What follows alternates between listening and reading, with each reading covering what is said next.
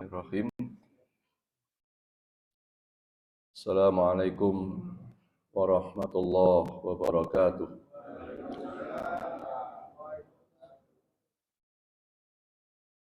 Alhamdulillahirabbil alamin. Alhamdulillahilladzi anzala ala 'abdihi al-kitaba wa lam yaj'al lahu 'iwaja. Nahmaduhu wa nasta'inuhu wa nastaghfiruh. Wa na'udzu billahi min syururi anfusina wa min sayyiati a'malina. May yahdihillahu fala mudilla lahu wa may yudlil fala hadiyalah. Asyhadu an la ilaha illallah wahdahu la syarika lah wa asyhadu anna Muhammadan abduhu wa rasuluh. Allahumma salli wa sallim wa barik ala nabiyyina Muhammad wa ala alihi wa ashabihi wa man ittaba'a sunnatahu ila yaumil qiyamah. Allahumma inna nas'aluka ilman nafi'a wa rizqan thayyibah wa amalan mutaqabbalah. Rabbi shrah li sadri wa yassir li amri wahlul 'uqdatam min lisani yafqahu qawli. Rabbi zidni ilma warzuqni fahma. Jamaah salat subuh, Bapak Ibu yang dirahmati Allah Ta'ala, kita awali dengan bersyukur kepada Allah, memuji Allah Subhanahu wa Ta'ala atas segala nikmat yang diberikan kepada kita, atas segala karunia yang diberikan kepada kita, dan nikmat itu sesungguhnya sangat banyak. Ya.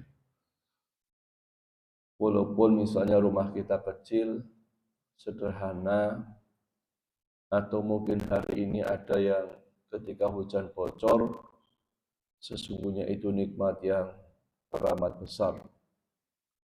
Sesungguhnya itu nikmat yang sangat besar. Ya. Yang itu semua wajib kita syukuri, sebab hari ini Bapak Ibu di Palestina, ya, saudara-saudara kita rumahnya hancur.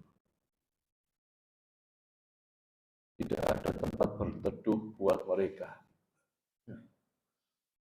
Tidak ada tempat untuk mereka tidur malam hari. Walaupun rumah kita kontrak misalnya, itu nikmat yang luar biasa. Walau rumah kita sangat sederhana, sesederhana apapun hari ini, demi Allah, itu nikmat yang sangat besar dibandingkan saudara kita di Palestina.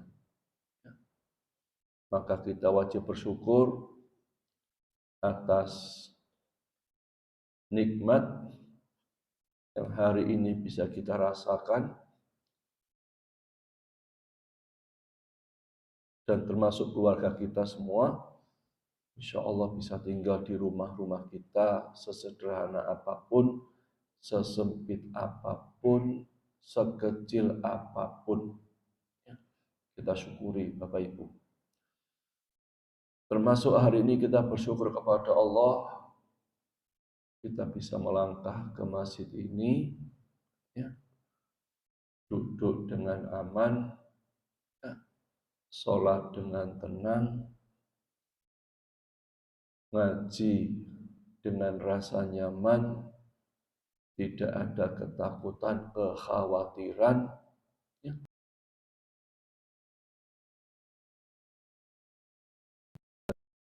Sebab di Palestina, masjid-masjid mereka hancur.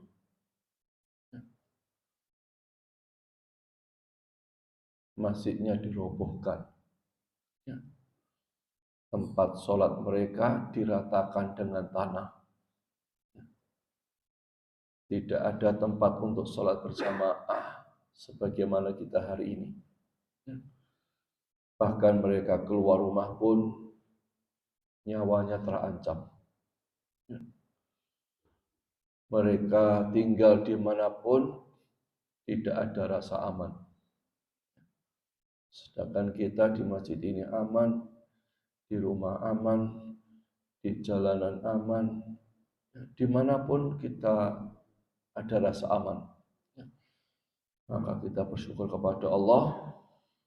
Kita gunakan sisa-sisa kenikmatan yang sangat besar ini untuk datang ke masjid, untuk sholat berjamaah, untuk menambah kebaikan. Mudah-mudahan amal kebaikan kita semua diterima Allah Subhanahu wa Ta'ala. Termasuk Bapak Ibu, mohon maaf ya, insya Allah keluarga kita sehat semua. Ya, insya Allah keluarga kita semua dalam kondisi terbaik. Kita syukuri, lihat anak sehat disyukuri. Lihat saudara-saudara masih bersama kita disyukuri. Karena saudara kita di Palestina ribuan yang wafat. Anak-anak jadi yatim piatu. Atau orang tua kehilangan anak-anaknya. Atau seorang istri menjadi janda. Kita semua sehat. Bayangkan ketika mayat jenazah yang jumlahnya ribuan, seorang ibu yang kehilangan anaknya. Walaupun ada di antara kita hari ini sakit, Ibu, masih ada rumah sakit yang siap merawat kita. Di Palestina, bahkan rumah sakit pun hancur. Seberat-beratnya sakit kita, banyak dokter, banyak obat, banyak apotik, semua tersedia.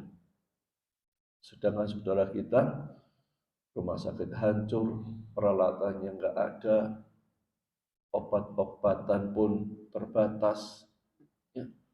Semua serba kesulitan. Ya. Maka layaknya pagi ini kita benar-benar bersyukur kepada Allah. Ya. Mudah-mudahan dengan syukur kita kepada Allah akan ditambah nikmat itu oleh Allah Subhanahu wa Ta'ala. Bapak Ibu rahimakumullah, insyaallah pagi ini kita masih mencoba merenungkan satu keluarga yang pernah hidup di Baitul Maqdis, di Palestina, yaitu keluarga Imron, yang beberapa waktu yang lalu beberapa hal telah kita coba untuk fahami. Yang pertama adalah ini keluarga yang patut kita teladani. Dan umat Islam itu harus selalu memperhatikan soal nasab dan berupaya menjadikan keluarga sakinah. Dan bagaimana kemudian istri Imron berdoa ketika hamil. Berdoa kepada Allah, meminta kepada Allah dengan doa yang baik, dengan nazar yang baik, dengan harapan yang baik. Kemudian mengakhiri doanya agar doa itu dikabulkan Allah Subhanahu wa Ta'ala. Termasuk kemudian Bapak Ibu ridho dengan pilihan Allah. Istri Imron berharap anaknya lelaki, tetapi Allah berikan dia anak perempuan, yaitu yang bernama Maryam. Maka kita juga sama, jika kita berharap anak lelaki, Allah kasih perempuan, maka harus ridho. Kita punya anak perempuan, ada beberapa. Pengen lelaki, dikasih perempuan lagi harus ridho.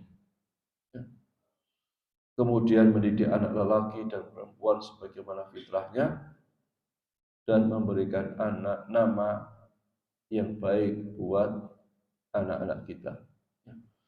memberikan nama yang terindah buat anak-anak kita, karena nama itu bagian dari doa. Ya. Bapak Ibu yang dirahmati Allah Subhanahu wa taala. Sebagaimana istri Imran memberi nama anaknya Maryam. Ya, Maryam. Nama yang baik, ya, yang berarti hamba Allah. Lalu setelah lahir anaknya, kemudian istri Imran mendoakan anaknya. Ya.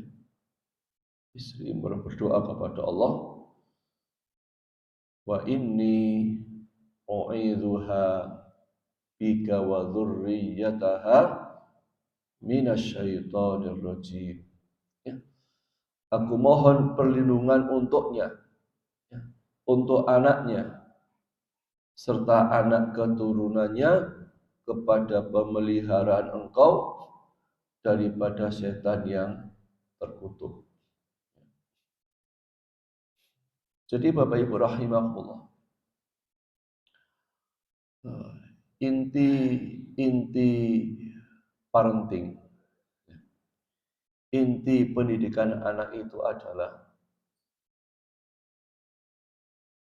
menjauhkan anak, menyelamatkan anak dari godaan setan. Itu intinya. Ya. Jadi kita boleh mengajarkan anak-anak kita matematika sampai nilai dia 100 sempurna. Tetapi kalau anak ini masih kemudian mudah digoda setan, maka sebenarnya gagal. Boleh anak kita ini misalnya kuliah S1 cum laude. Tapi kalau anak ini masih suka mengikuti langkah-langkah setan, maka itu musibah besar. Boleh anak kita jadi dokter, boleh. Tapi dia harus selamat dari godaan setan. Setinggi apapun pangkat anak-anak kita, sebanyak apapun gelar-gelar yang diraihnya, intinya anak kita harus benar-benar selamat dari godaan setan.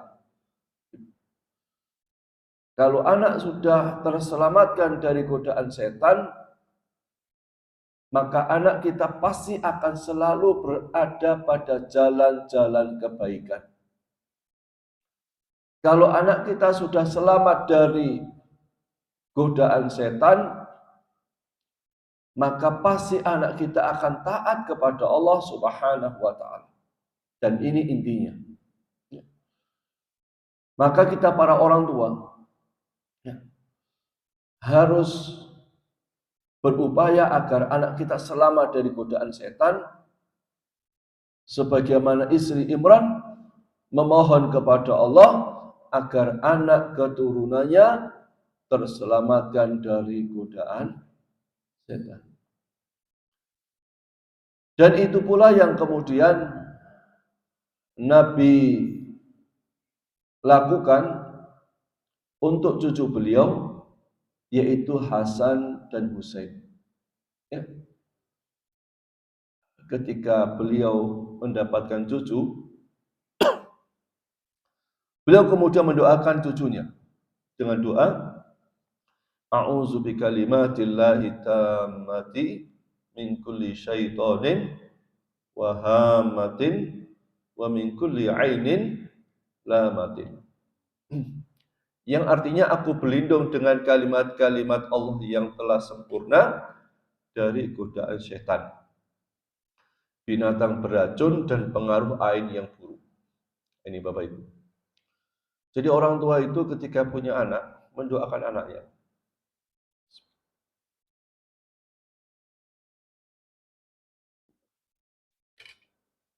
Jadi bayi lahir itu didoakan seperti doa Nabi kepada cucunya. Jadi harus segera didoakan bayi yang lahir agar terselamatkan dari godaan setan. Ya. Karena bayi nangis itu salah satunya pengaruh godaan setan. Bayi lahir nangis itu godaan setan. Ya. Maka kalau Bapak Ibu punya anak dan mau punya cucu, diingatkan agar mendoakannya dengan doa terbaik yang diajarkan oleh Nabi, yang Nabi praktekkan untuk cucu-cucu beliau. Ya. Memastikan untuk mendoakan anak-anak. Pertama kali, Bapak Ibu, pertama kali yang dibacakan untuk anak kita adalah agar dia selamat dari godaan setan. Ya. Karena Bapak Ibu rahimakumullah, setan itu adalah musuh yang nyata. Ya, musuh yang nyata bagi semua manusia. Dan itu Allah tegaskan di dalam surat Fatir ayat 6, inna syaitana lakum aduwwun fattakhidhuhu aduwwan innama yad'u hizbahu liyakunu min ashabis sa'ir. Sesungguhnya setan itu adalah musuh bagimu, maka anggaplah, jadikanlah ia musuhmu. Karena sesungguhnya setan-setan itu hanya mengajak golongannya supaya menjadi penghuni neraka yang menyala-nyala. Bayangkan Bapak Ibu ya. Allah Subhanahu wa taala jelaskan kepada kita, setan itu musuh bagimu. Sesungguhnya kalimat ini sebenarnya cukup. Artinya apa? Ketika Allah jelaskan kepada kita setan itu musuh, maka otomatis kita terus menjadikannya sebagai musuh, sebaliknya tidak boleh menjadikannya sebagai teman. Tapi Allah kemudian tambah kalimat itu dengan penegasan dan perintah, fattakhidhuhu aduwan, maka jadikanlah ia musuhmu. Ya. Karena ada orang-orang yang sudah faham, sudah mengerti setan itu musuh, tetapi dijadikannya sebagai teman. Maka Allah perintahkan, Allah tidak hanya memberikan kabar, Allah tidak hanya kasih tahu, Allah tidak hanya menjelaskan, tapi Allah kemudian perintahkan, fattakhidhuhu aduwan, jadikan dia sebagai musuh. Karena banyak orang kemudian tahu setan itu musuh tetapi dijadikan sebagai teman. Tahu setan itu menjerumuskan kita kepada neraka, tapi kita mengikuti ajakan-ajakan setan. Na'udzubillah min dzalik. Maka ini penting untuk kita selalu mengingat perintah Allah agar kita menjadikan setan itu sebagai musuh. Karena itu kita juga harus menyelamatkan anak-anak kita dari godaan setan. Bapak Ibu yang dirahmati Allah Subhanahu wa taala. Dan sekecil apapun dosa itu harus kita hindari. Karena setan itu menggoda manusia dari dosa-dosa yang kecil. Sampai Nabi menyampaikan hadis dari Abu Hurairah radhiyallahu anhu, Nabi bersabda, setan telah putus asa menggoda kalian untuk menyembah dirinya. Setan putus asa menggoda kalian untuk menyembah setan itu. Di negeri kalian ini, di negeri Arab di masa Nabi. Namun ia senang untuk menggoda kalian dalam perkara-perkara yang kalian remehkan. Maksudnya dosa-dosa kecil. Jadi sampai dosa-dosa kecil, jangan sampai kita melakukannya. Anak-anak kita jangan sampai melakukannya. Karena itu orang tua, para ayah, para ibu, doakan anak-anak kita agar selamat dari godaan setan. Dan begitu pula Bapak Ibu, ya, jangan sampai kemudian anak kita mengikuti langkah-langkah setan. Ya. Wala tattabi'u khutuwatis syaiton innahu lakum aduwwum mubin. Jangan sampai mengikuti langkah-langkah setan, sesungguhnya dia adalah musuh yang nyata. Ya. Musuh yang akan membuat kita sengsara, musuh yang akan membuat kita binasa, musuh yang akan membuat kita menderita, musuh yang akan menjerumuskan kita ke neraka. Nauzubillah min dzalik. Ya. Maka hendaknya kita menjauhi. Ya. Termasuk anak-anak kita harus diingatkan agar jangan sampai jatuh kepada dosa-dosa yang besar, yang itu semua diawali dari dosa-dosa kecil. Ya. Bapak Ibu yang rahmati Allah Subhanahu wa taala. Saya tadi pagi berangkat dari rumah itu jam 3:10. Ada prihatin di jalan dari Batu itu. Lihat anak muda, laki-laki perempuan, goncengan tidak pakai helm. Si laki-laki pakai celana panjang, perempuannya pakai celana pendek. Naudzubillah. Bayangkan itu. Pagi-pagi jam 3. Laki-laki perempuan, naudzubillah min dzalik. Kita ini bersyukur kepada Allah sebelum subuh berangkat ke masjid. Di sana, di luar sana ada banyak anak muda-muda yang sebelum subuh itu maksiat.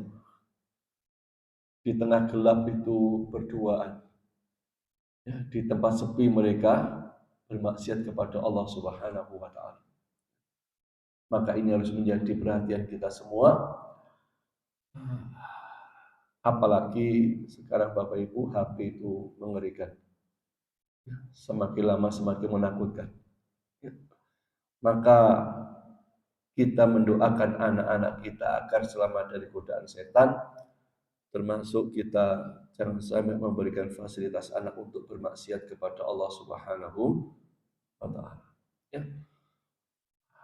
Karena sekarang HP sudah sulit dikendalikan. Ya. Anak kita bisa bermaksiat, ya, di tempat-tempat sepi, ya, di tengah kesendirian dia. Ya, naudzubillah min dzalik, sampai ada ulama yang memberikan nasihat, janganlah dirimu mencela iblis di tengah keramaian, namun justru menjadi temannya tatkala sendirian. Ya. Ada orang yang kelihatan alim di depan banyak orang, tapi di kamar tidurnya bermaksiat. Ada anak-anak yang kelihatan baik di depan orang tuanya, di saat jauh dari orang tuanya sendirian bermaksiat kepada Allah Subhanahu wa taala. Ya. Jadi ada orang yang baik, alim, soleh, bersama banyak orang. Ketika sendirian, dia bermaksiat. Ketika banyak orang mencela iblis, ketika sendirian menjadikan iblis sebagai teman setia. Na'udzubillahi min dzalik. Ya. Na'udzubillahi min dzalik. Ini harus berhati-hati. Dan Bapak Ibu rahimahumullah, cara membuat setan mengecil, kata Ibnu Qayyim, adalah dengan senantiasa berzikir kepada Allah. Kata Imam Ibnu Qayyim bila mengatakan setan itu memiliki sifat waswasil khannas. Maksudnya menggoda hati manusia ketika manusia itu lalai. Namun ketika manusia mengingat Allah, setan mengerut atau mengecil. Maka kita diperintahkan banyak-banyak berdoa kepada Allah. Ya. Misalnya kalau membaca Al-Quran kita diminta berdoa, A'udzubillahi minasyaitonir rajim. Masuk kamar mandi diperintah berdoa. Allahumma inni a'udzubika minal khubuthi wal khaba'ith. Berdoa kepada Allah Subhanahu wa taala, meminta kepada Allah Subhanahu wa taala termasuk anak-anak kita. Bahkan Bapak Ibu rahimakumullah, doa yang luar biasa dari istri Imran itu tidak hanya mendoakan anaknya, tapi mendoakan seluruh keturunannya. Ya, istri Imran berdoa, wa inni u'idzuha bika wa dzurriyyataha. Ya, wa dzurriyyataha. Dzurriyyah itu anak keturunan. Kalau aulad atau waladun itu anak kandung kita langsung. Kalau dzurriyyah itu anak kita, cucu kita, cicit kita, seterusnya seluruh keturunan kita, itu namanya dzurriyyah. Jadi Bapak Ibu. Jadi kalau misalnya kita mendoakan, kita punya bayi lahir, yang kita doakan bukan bayi kita satu-satunya, tetapi anak dari bayi kita yang belum lahir. Masya Allah, luar biasanya. Jadi belum lahir itu sudah kita mintakan perlindungan kepada Allah Subhanahu wa taala. Bahkan cicit yang mungkin kita nanti meninggal, cicit kita nanti lahir, kita di makam, sudah kita doakan saat kita masih hidup. Sama dengan doa Bapak Ibu yang dibaca, yang dimintakan kepada Allah oleh Nabi Ibrahim, yaitu doa Rabbi ja'alni muqima sholah wa min dzurriyyati. Jadi doa Nabi Ibrahim itu bukan hanya doa buat Nabi Ismail dan Ishak, tapi juga seluruh keturunan Nabi Ismail dan Ishak. Itu dzurriyyah.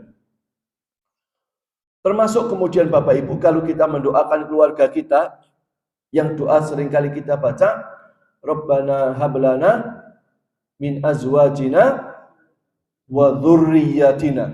Bayangkan. Jadi kita mendoakan seluruh keturunan kita yang belum lahir. Ya, itu kita semua doakan. Ini pentingnya mendoakan keturunan itu. Karena Bapak Ibu rahimakumullah, kalau misalnya anak kita terselamatkan dari godaan setan, tapi cucu kita tidak, itu juga sebuah ujian yang berat. Mungkin cucu kita jadi anak soleh, tapi kalau cicit kita juga tidak soleh, itu juga musibah buat keluarga kita. Maka kita harus mendoakan anak kita, cucu kita, dan seluruh keturunan kita sejauh-jauhnya. Ini pentingnya mendoakan anak-anak kita dan seluruh keturunan kita, khususnya, dan yang paling penting adalah selamat dari gangguan setan. Berikutnya, Bapak Ibu rahimakumullah, Allah jelaskan tentang kisah istri Imran ini dalam ayat 37.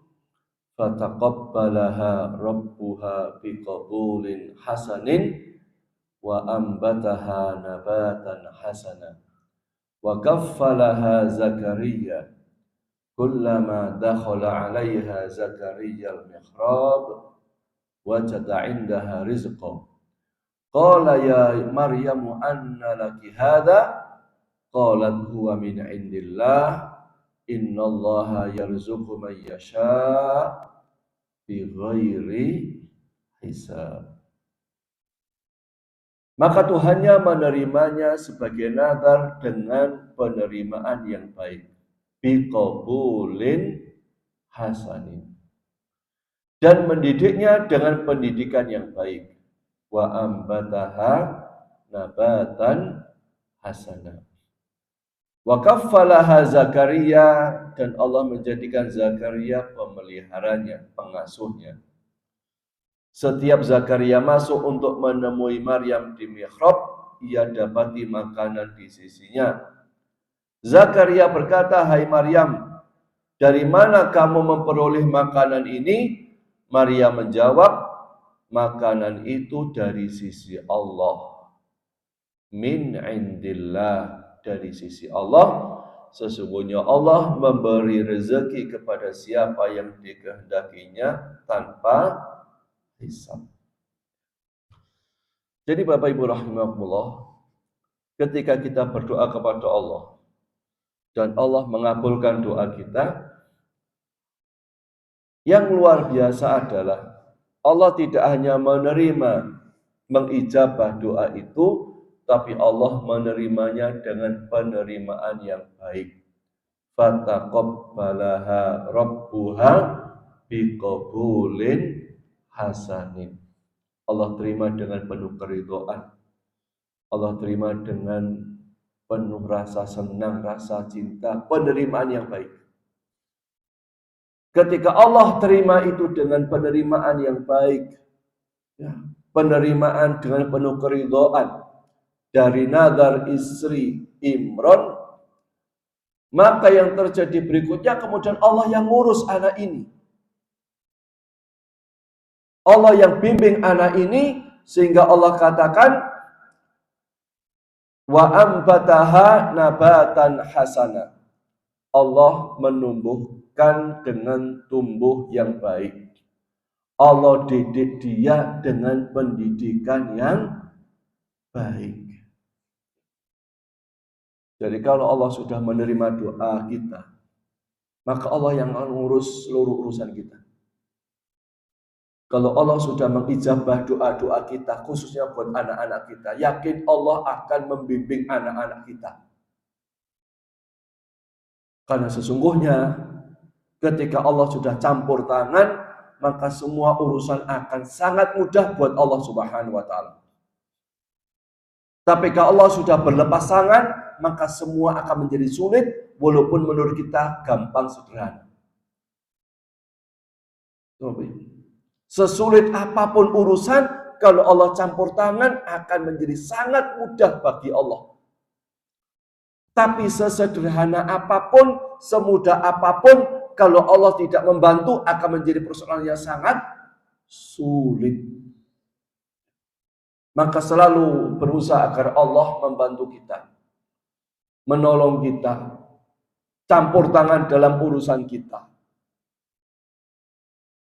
Karena itu doa kita di pagi hari Bapak Ibu, zikir pagi kita, Ya Hayyu Ya Qayyum birahmatika astaghits aslih li sya'ni kullah wala takilni ila nafsi tarfata ain. Bayangkan terakhir ya, doa terakhir itu. Wala takilni, dan jangan engkau serahkan kepadaku walaupun sekejap mata. Bayangkan Pak. Jadi kita minta kepada Allah, bahkan sampai sekejap mata, jangan sampai urusan itu Allah serahkan kepada kita. Kita berharap semua urusan kita, sekecil apapun, itu semua diurus oleh Allah Subhanahu wa ta'ala. Dan mendidik anak itu Bapak Ibu seperti kita menumbuhkan tanaman. Artinya mulai sejak kecil harus sudah kita arahkan kepada perkara-perkara yang baik. Karena ketika kecil itulah tumbuhan itu mudah dibentuk. Ya. Kalau sudah besar, batangnya sudah kaku, dahannya sudah kaku, maka sulit untuk diarahkan, dibentuk.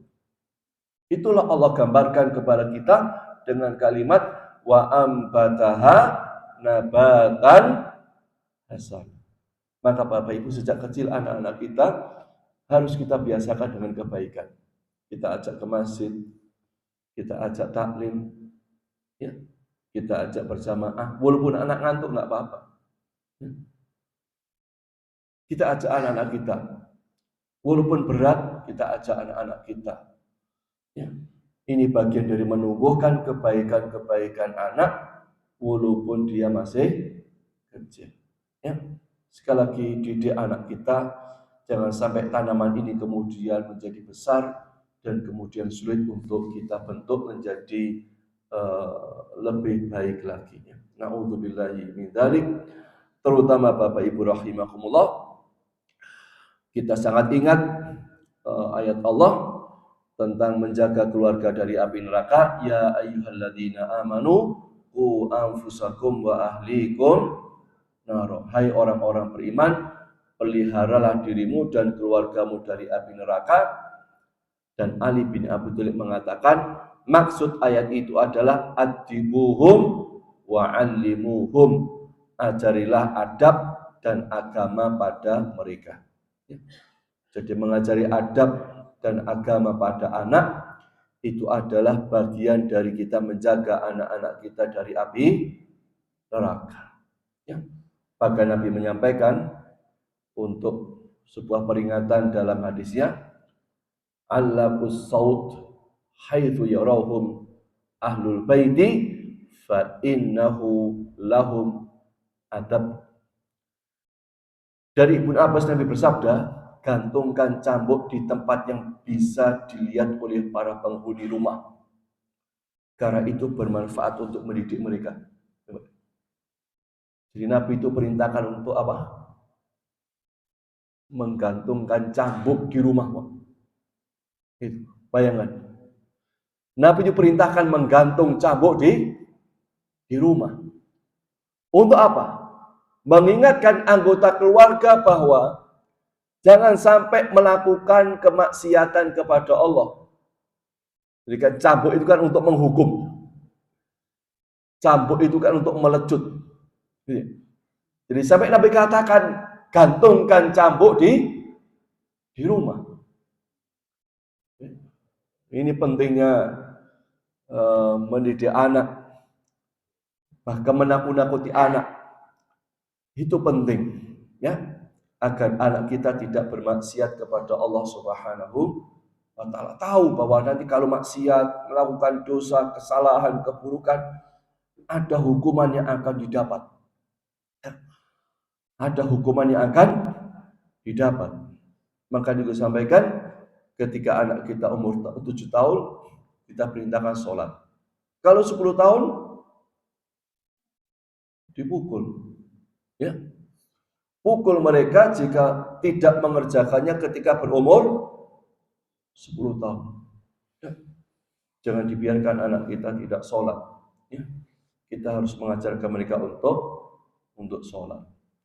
Bapak Ibu rahimakumullah, berikutnya adalah wa kaffalaha Zakaria.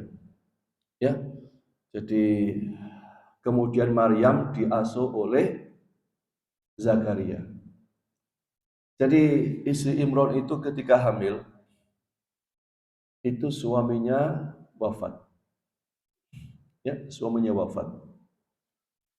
Maka Allah Subhanahu wa Ta'ala yang mengabulkan doa istri Imran, walaupun suaminya wafat, Allah siapkan orang yang lebih baik daripada suaminya, yaitu Zakaria, seorang nabi. Jadi Allah kemudian berikan ganti Zakaria sebagai pengasuh anaknya yang lebih baik daripada suaminya. Maka diasuh oleh Nabi Zakaria. Oleh Nabi Zakaria. Dan mengasuh anak itu sebagai salah satu kebaikan. Ya. Sebagai salah satu amal kebaikan. Mengasuh anak yatim. Ya. Merawat anak yatim. Maka Bapak Ibu Allah, ketika kemarin awal-awal tragedi perang itu, ada banyak anak-anak Palestina yang kehilangan orang tuanya. Dia tanya, Assalamualaikum Ustadz, bagaimana cara mengadopsi anak-anak Gaza? Apa bisa? Dijawab, niat yang mulia. Kemudian dikasih foto tentara Palestina dengan mengatakan, kalau menjamin mereka jadi begini, boleh. Ya. Jadi syarat mengadopsi anak Palestina itu harus bisa mendidiknya untuk siap anak itu menjadi mujahid Palestina itu, Pak. Dan anak-anak sekarang yang jadi tentara Palestina itu, Pak, itu mereka yang tahun 2008 itu kehilangan bapak ibunya. Yatim piatu tahun 2008 yang sekarang jadi mujahid Palestina. Artinya apa, Bapak Ibu rahimakumullah? Satu, ketika kita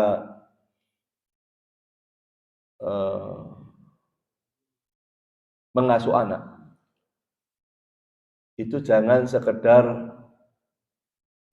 berpikiran urusan ekonomi, kebutuhan pakaian anak-anak, urusan sekolah mereka.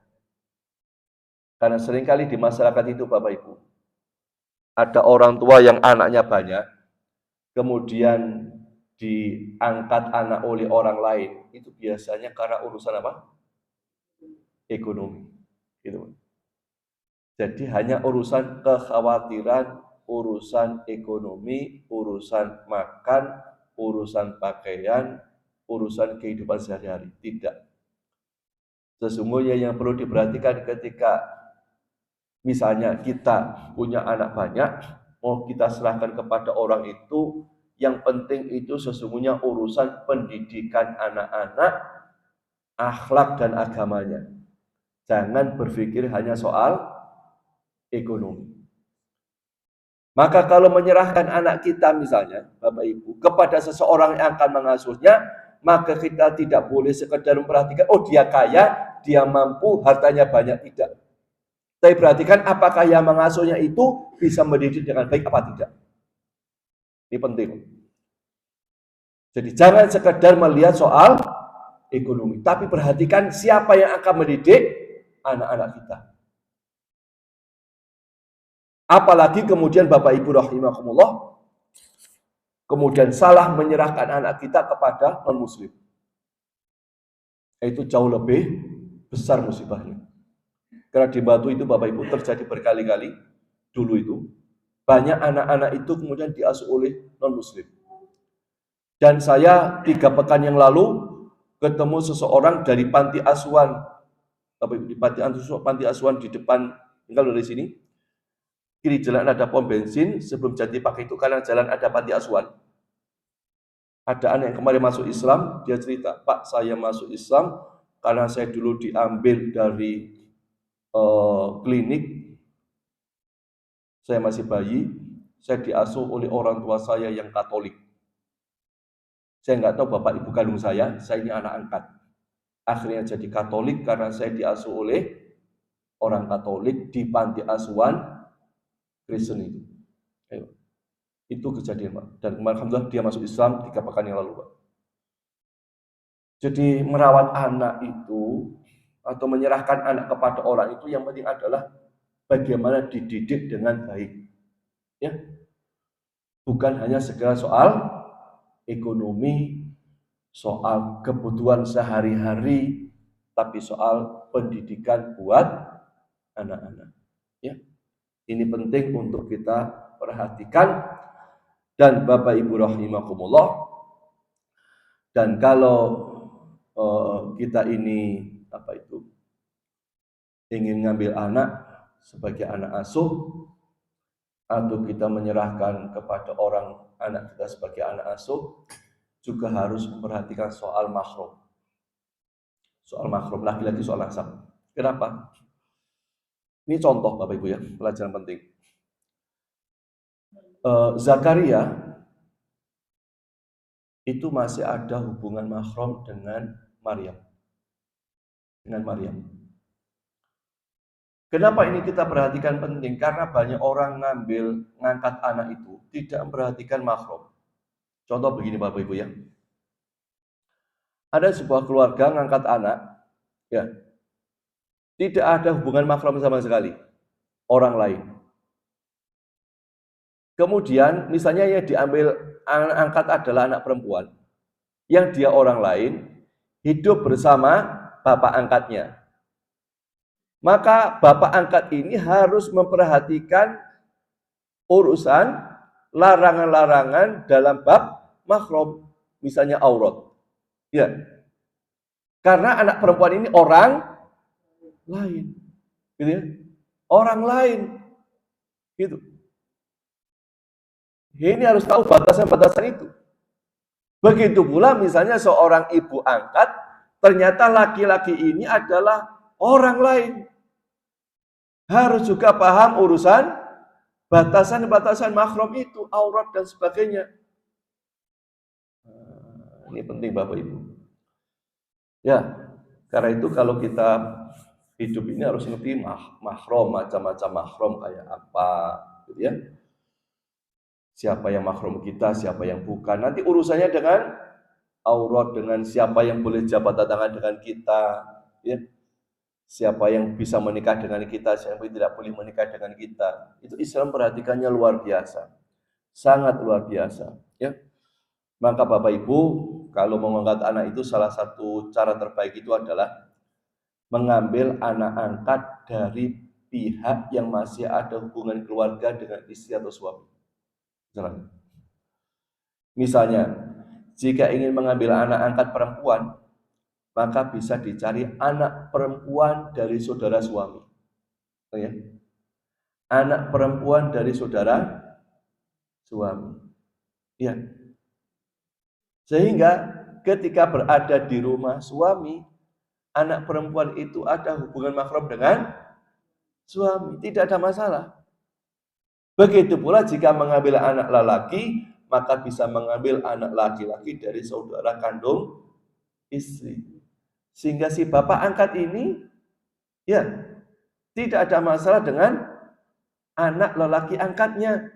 Bahkan si istrinya pun, dia tidak ada masalah dengan anak laki-laki karena berasal dari saudara lelakinya.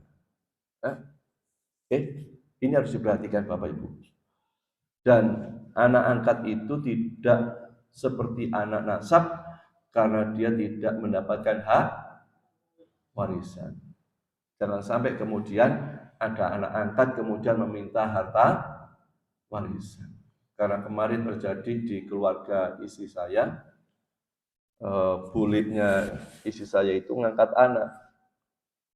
Lalu anak angkat ini, salah satu anak angkat itu pengen dapat warisan. Sudah ngomong pengen mendapatkan bagian rumahnya. Bayangkan. Nah itu tidak boleh. Ya. Atau yang kedua Bapak Ibu, supaya selamat itu dijadikan hubungan mahram karena persusuan. Ya. Jadi persusuan itu menyebabkan terjadinya hubungan mahram seperti mahram karena nasab, persusuan. Ya. Ya. Dan cara persusuan itu Bapak Ibu, usia bayi sebelum 2 tahun. Ya, sebelum 2 tahun. Dan syaratnya yang kedua adalah minimal 5 kali persusuan. Jadi kalau mengangkat anak itu sebelum usia 2 tahun, kemudian disusui, gitu ya. Dan ketika menyusui minimal 5 kali, maka akan jadi mahram karena sebab persusuan. Dalam hal ini juga Bapak Ibu kita harus hati-hati. Dulu seringkali waktu saya kecil itu, dulu kecil saya itu, di kampung saya itu, kadang-kadang ada ibu-ibu yang sama-sama punya anak. Ya, anak tetangganya nangis, ditinggal ibunya lalu disusui. Itu harus hati-hati. Dulu kan sering begitu di kampung-kampung itu. Sesama ibu yang punya anak bayi, kemudian kumpul-kumpul, gitu ya. Kemudian menyusui bayi tetangganya, bayi temannya, gitu ya. Kalau sudah berusaha begini harus paham fikih persusuan itu. Jangan sampai nanti kemudian misalnya si A ini disusui oleh si ibu B. Si ibu B punya anak. Lalu kalau sudah persusuan sebelum 2 tahun dilakukannya minimal 5 kali persusuan, itu kan anaknya si B laki-laki ini menjadi saudara persusuan perempuan ini gitu kan. Yang dia disusui oleh si ibu B ini. Nah, itu hati-hati. Karena nikah dengan persusuan itu tidak boleh. Nah, itu. Maka kalau ada orang mau nikah, Bapak Ibu, di kantor itu kan yang diteliti salah satunya apakah dua orang yang mau nikah ini ada hubungan mahram apa tidak? Apakah ada hubungan persusuan ataukah tidak? Itu diteliti. Jadi tidak sembarangan, terus pokoknya anu rabi dirapekno, enggak begitu. Ya, diteliti dengan detail, jangan sampai kemudian salah dalam urusan ini karena ini bagian dari syariat yang penting. Maka Nabi menyampaikan la radha'a illa ma kana fil haulaini. Tidak ada persusuan yang menjadikan mahram kecuali pada umur 2 tahun. Ya, umur 2 tahun karena biasanya bayi itu disampai usia 2 tahun. Ya. Yang kedua, kana fima unzila minal Qur'an asru rada'at ma'lumatin yuharimna thumma nusihna bi khamsin ma'lumatin fatwafiya an-nabiy sallallahu alaihi wasallam wal amru ala dhalik. Yang pernah diturunkan dalam Al-Qur'an adalah bahwa 10 kali persusuan menyebabkan adanya hubungan mahram. Kemudian hal itu dihapus menjadi 5 kali persusuan bi khamsati ma'lumatin. Kemudian Nabi Shallallahu alaihi wasallam wafat dan keadaan masih seperti itu. Nah, ini Bapak Ibu. Jadi pentingnya paham soal persusuan. Sehingga misalnya kalau ngambil anak sudah di atas usia 2 tahun, 2 tahun, maka tidak bisa menjadi hubungan mahram karena persusuan itu.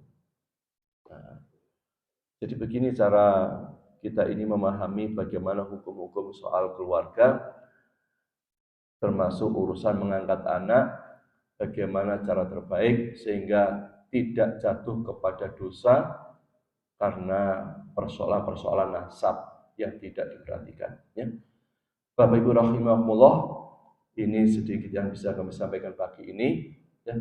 Mudah-mudahan jadi tambahan ilmu yang bermanfaat buat kita. Semoga anak-anak kita semua diselamatkan Allah dari godaan setan. Anak kita selamat di dunia sampai nanti ketemu kita di surga Allah Subhanahu wa taala. Kita tutup dengan doa kafaratul majlis. Subhanakallahumma wa bihamdika asyhadu an la ilaha illa anta astaghfiruka wa atubu ilaik. Atanallahu wa iyyakum ajmain. Assalamualaikum warahmatullahi wabarakatuh.